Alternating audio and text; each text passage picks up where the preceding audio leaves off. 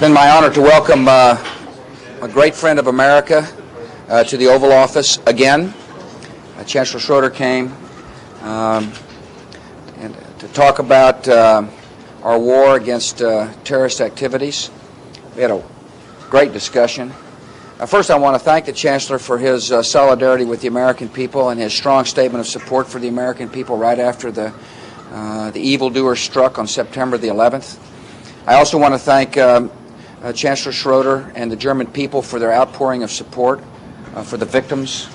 And I also want to thank him for being a steadfast friend in a broad coalition that is determined to rout terrorism out where it may exist, to not only bring the al-Qaeda organization to justice, but to declare a broad campaign against terrorists and terrorism all across the world. There's no more steadfast friend in this coalition than Germany, and I'm proud to have him here. We also talked about the Middle East and the importance that both of us recognize for that process to get into Mitchell as quickly as possible. The German government has been very strong about working with both parties in the Middle East to get into Mitchell. I assured him we're doing the same thing. There would be no better stabilizer for our coalition than for the Mitchell process to begin in the Middle East. But, Mr. Chancellor, we're so thrilled to have you here. Thank you for coming. Vielen Dank. Ich bin gern gekommen, nicht zuletzt um deutlich zu machen, dass gerade in schwierigen Zeiten Freundschaft sich bewähren muss und bewähren wird. Und dass das Wort von der uneingeschränkten Solidarität Deutschlands mit den Vereinigten Staaten kein Wort ist, sondern durch Taten untermauert wird. Thank you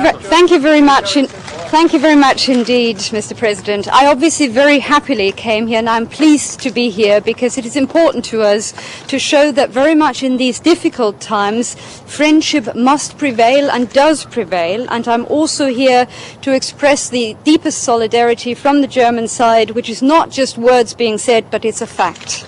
Wir sind uns einig, dass der Kampf gegen den Terrorismus eine umfassende Angelegenheit ist, dass dazu politisch-diplomatische Aktivitäten gehören, und auch da sind wir uns einig, was den Zusammenhalt der Antiterrorkoalition angeht, die es weltweit gibt.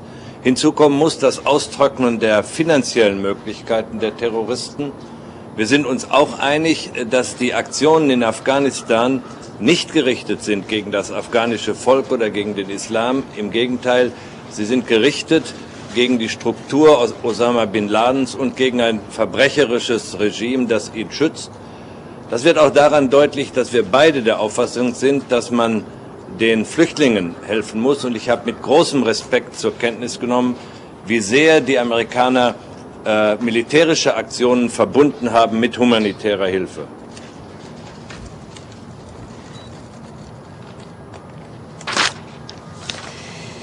We very much are in agreement about the fact that this fight against terrorism, which we're all involved in by now, must be a very comprehensive approach indeed. The action that is being taken right now must be added to through political measures, through diplomatic action too. We also find it very important to maintain the strong degree of cohesion that we see at this point in time within the anti-terror alliance that has formed around the world. We went on to agree that it was crucially important to dry up the financing for the terrorists, and we also find it very important to highlight that the action that is presently being taken in Afghanistan is not at all directed against the people of Afghanistan. It is not at all directed against Islam. It is far rather directed against Osama bin Laden and the very ruthless regime behind him. We have also very strongly emphasized how important we find it that we do provide relief for the refugees and cope with the refugee problem that will arise. And I can only yet again emphasize the high degree of respect that I feel vis-à-vis the United States of America and the American president, how he has gone about linking humanitarian aid and assistance up with the strike in this fantastic way he's done. Thank you, sir. Sonia? Yeah, I'll get to you. Well, I'm working my way to you. Mr. Chancellor, what extra commitments would you make to German military assets today? Well, first, I think the American people are beginning to realize that this is a unique type of war. The first shot we took in this war against terrorism was when we started cutting off their money. And I want to thank the German Chancellor and the German government for cooperating and joining with us in not only sharing information but making it clear to Al-Qaeda and other terrorist groups, we're going to cut you off financially. Secondly, as you know, we've started conventional operations, and I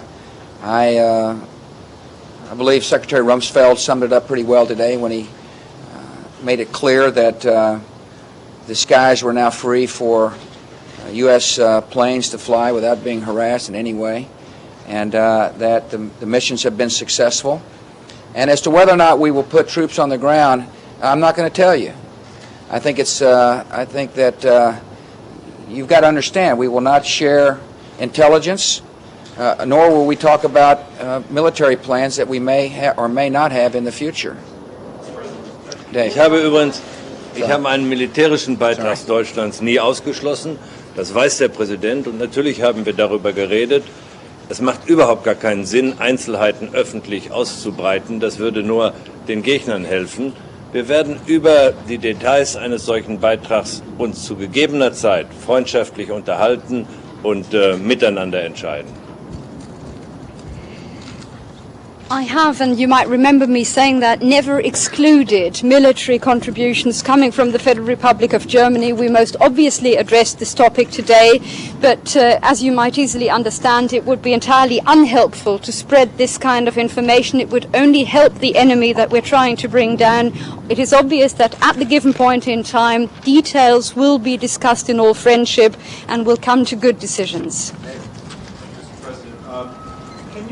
Tell us what prompted you to write the memo to Congress about briefing on intelligence matters, why you think such restrictions are appropriate. Could you also address what threat you think these limited anthrax exposures pose more generally? Is it linked to terrorism at all? Well, first, Mr. Chancellor, we had some security briefings take place up on Capitol Hill. There was discussion about classified information. And some of that information was shared with the press. Oh, we know that trouble. You know that trouble, too. These are extraordinary times. Our nation has put troops at risk. And therefore, I felt it was important to send a clear signal to Congress that classified information must be held dear. That there's a responsibility, that if you receive a briefing of classified information, you have a responsibility, and some members did not accept that responsibility. Somebody didn't. So I took it upon myself to notify the leadership of the Congress that I intend to protect our troops. And that's why I sent the letter I sent. It's a serious matter, Dave. It's very serious that people in positions of responsibility understand that they have a responsibility to people who are being put in harm's way. I'm having breakfast tomorrow with the members of Congress. I will be glad to bring up this subject. I understand there may be some heartburn on Capitol Hill. But I suggest if they want to relieve that heartburn, that they take their positions very seriously, and that they take any information they've been given by our government very seriously. Because this is serious business we're talking about. And the second question about anthrax, that is serious as well. I want to first tell the American people that an incident obviously came up in the form of a sick male who unfortunately passed away, and the local authorities, along with the CDC, responded very quickly.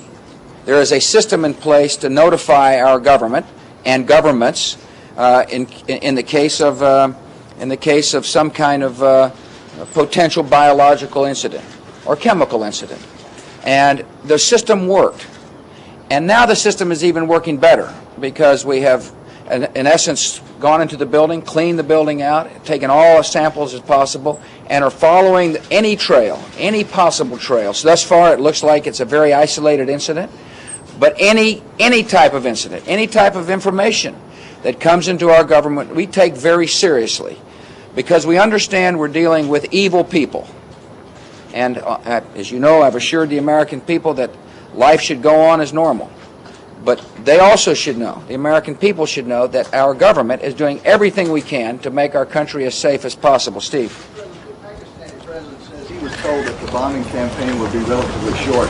How long do you think it will take? Well, what do you say to some of these people in the Islamic world who are protesting? Yes. Well, Steve, I don't know who told the Pakistani president that. Generally, we don't talk about military plans. And there's one way to shorten the campaign in Afghanistan, and that's for the Osama bin Laden and his leadership to be turned over and so they can be brought to justice. We will have a sustained effort. But I want to remind you that this is a part of a larger effort. That our war, the war of freedom-loving people, such as the Germans and the Americans, is against terrorists as a whole. And this is one part of a large campaign. The coalition has arrested over 200 people that have been associated with the Al-Qaeda organization. All around the world, freedom-loving people are gathering information, sharing information, and bringing people to justice. And what was the second part of your question? I say that if they think that the first of all, I think the message of the Al-Qaeda organization is one of evil and hate. I understand people's willingness to protest, but they should not protest the decisions our coalition is making because it is in the best interest of freedom and humankind. Ours is a compassionate nation, as is Germany. We're both combining our resources to help people in need. There are thousands of starving Afghans because there is a Taliban government in place that has caused starvation and deprivation and discrimination, and they're now housing terrorists. And make no mistake about it, the doctrine that says if you house a terrorist, you're just as guilty as a terrorist, will stand. We're making that very evident to the world as we speak. Mr. Bin Laden, do you still want Mr. Bin Laden dead or alive, sir? I want there to be justice.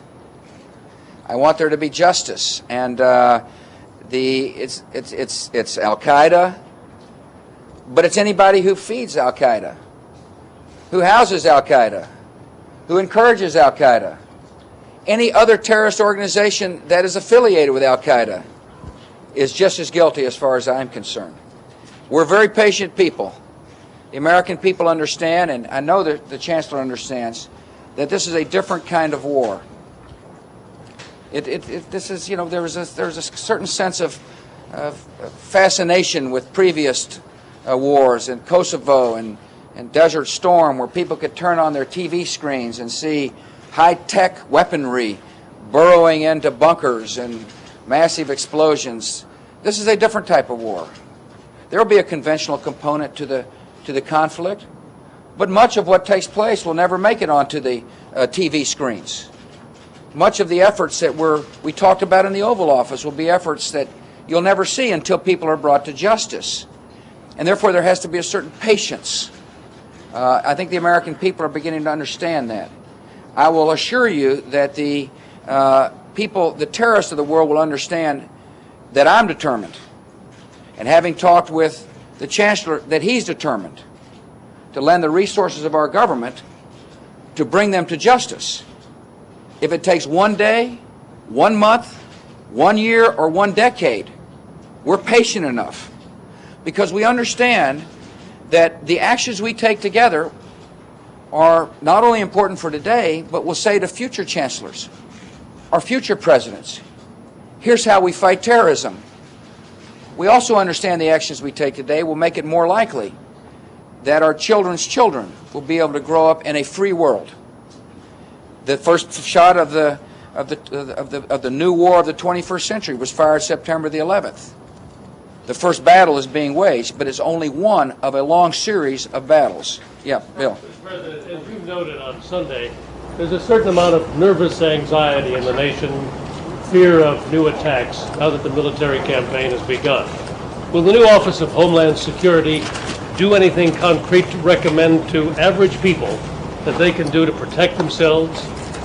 Well, Bill, I think the people of America should go about their business, should go about their daily lives, knowing full well that our government at all levels is doing everything we can to disrupt any potential action and or to provide the security necessary for people to travel, for example.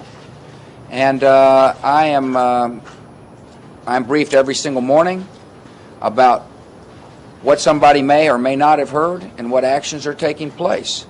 And their government is responding as forcefully and actively as humanly possible. One of the reasons why this coalition is so important is because we share information. When Germany hears something about something that may take place here and vice versa, we share information. And so we're on high alert at the governmental level. But the American people should go about their business. And people ought to travel. And people ought to feel comfortable going to see the mighty Houston Astros play. People ought to feel comfortable going about their lives, knowing that their government is doing everything humanly possible to disrupt any potential activity that the evil ones may try to inflict upon us.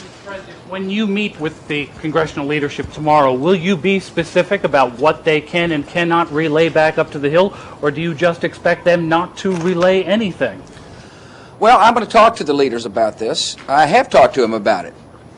I mean, when the classified information first seeped into the public, I called them on the phone and said, this can't stand. We can't have leaks of classified information. It's not in our nation's interests.